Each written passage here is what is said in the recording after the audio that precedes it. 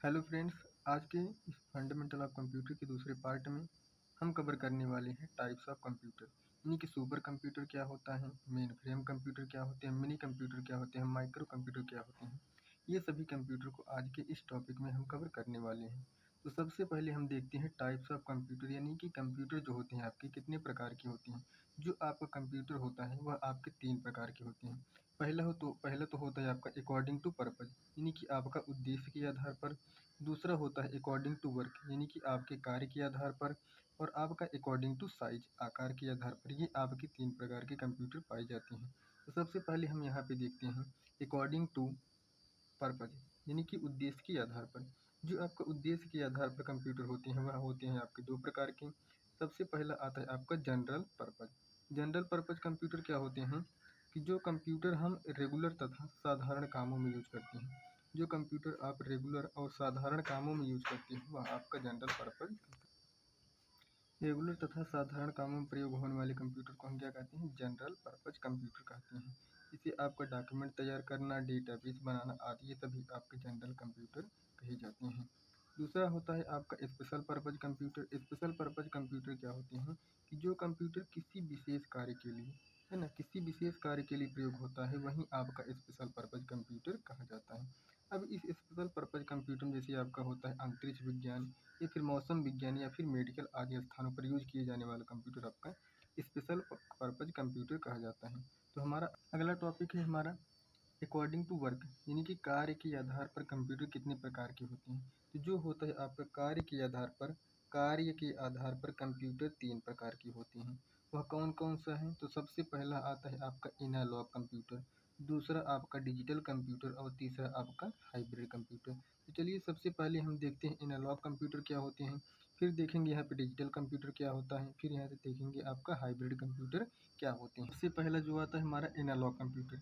Analogue computer होता क्या है, तो एनालॉग कंप्यूटर वह होता है जो डेटा को संकेतों के फॉर्मेट में प्रदर्शित करता है, वही आपका एनालॉग कंप्यूटर होता है। यदि आपसे पूछा जाए कि एनालॉग कंप्यूटर क्या होता है, तो आप बता दीजिए जो डेटा संकेतों के फॉर्मेट में प्रदर्शित करता है वही हमारा एनालॉग कंप्यूटर होता है।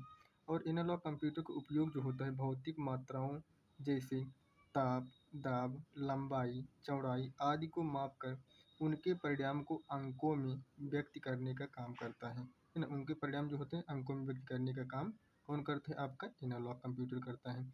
जैसे होता है आपका स्पीडोमीटर, थर्मामीटर या फिर सीस्मोग्राफी। सीस्मोग्राफी को बोल सकते हो आपको भूकंप सूचक यंत्र, वहीं आपका सीस्मोग्राफी कहलाता है। दूसरा हमारा आता है यहाँ पे डिजिटल कंप्यूटर। अब हम यहाँ से देखेंगे कि डिजिटल कंप्यूटर क्या होता है। डिजिटल कंप्यूटर वह कंप्यूटर होता है जो आपका बाइनरी डिजिट पर काम करता है। यानी कि बाइनरी डिजिट मीन्स आपका बोल सकते हो मशीनी लैंग्वेज। मशीनी लैंग्वेज में जो होता है आपका 0 और 1, यानी कि 0 का मतलब होता है यहाँ पे नो और 1 का मतलब होता है यस, है ना। ये आपके 0 और 1 पे काम करते हैं, वहीं आपका डिजिटल कंप्यूटर कहते हैं, या फिर बोल सकते हो बाइनरी डिजिट पर काम करते हैं आपके डिजिटल कंप्यूटर कहे जाते हैं।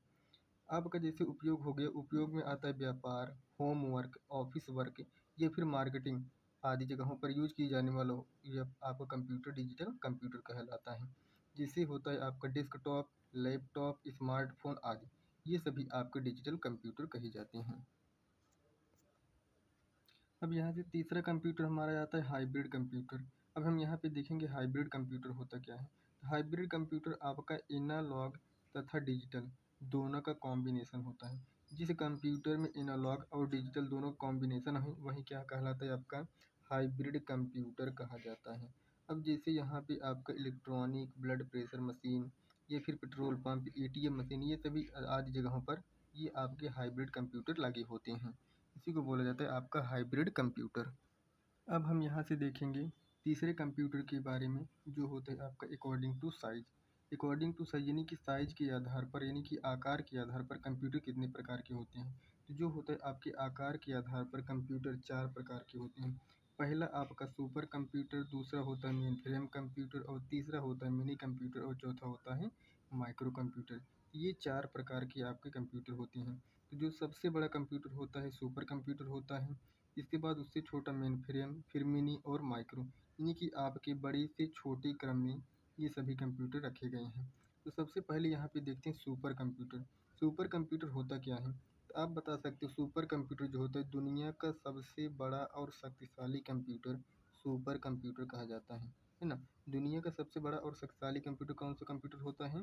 तो सुपर कंप्यूटर होता है। अब जिसका उपयोग आपके वैज्ञानिक शोध प्रयोगशाला, अंतरिक्ष यात्रियों के लिए या फिर हाई लेवल एनिमेशन के लिए यूज किया जाता है। ये सभी होते हैं आपके सुपर कंप्यूटर।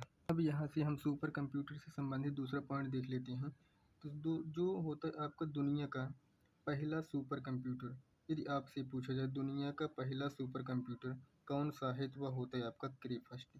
अब यहाँ से आपसे इसमें पूछा जाएगा क्रेफस्ट का डेवलपमेंट किस सन में किया गया? आप बता दीजिए 1975 में इसका डेवलपमेंट किया गया था। और किसने डेवलप किया था? आप बता दीजिए सेम्योर क्रे ने इसको डेवलपमेंट किया था। ये 2 पॉइंट आपको याद रखने हैं।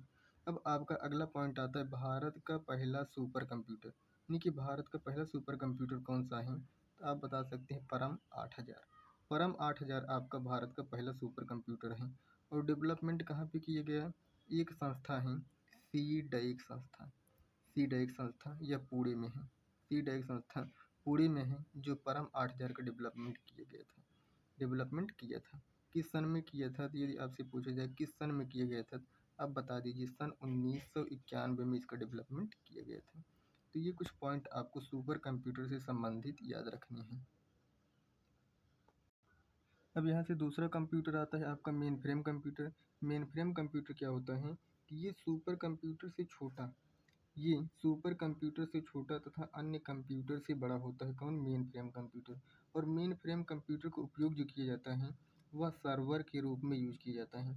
अब यहाँ पे आपसे एक पॉइंट पूछा जाएगा पहला मेन फ्रेम कंप्यूटर कौन सा है? तो आप बता दीजिए IBM जो है, IBM 360 दुनिया का सबसे पहला मेन फ्रेम कंप्यूटर है।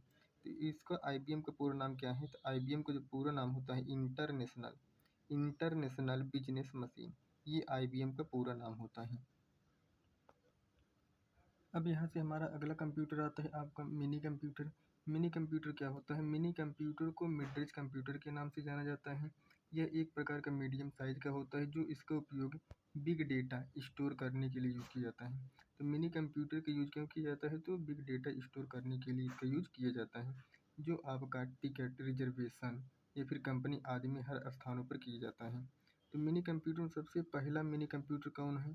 तो आप बता दीजिए PDP फर्स्ट जो है आपका मिनी कंप्यूटर होता है सबसे पहला। अब हमारा आता है सबसे लास्ट कंप्यूटर जो आपका माइक्रो कंप्यूटर है। माइक्रो कंप्यूटर क्या होता है? तो यह कंप्यूटर जो होता है आकार में सबसे छोटा। यदि आपसे पूछा जाए सबसे छोटा कंप्यूटर कौन सा है, तो माइक्रो कंप्यूटर होता है जो कि आकार में सबसे छोटा होता है। और यह क्यों छोटा होता है? तो माइक्रो प्रोसेसर की वजह से सबसे छोटा होता है।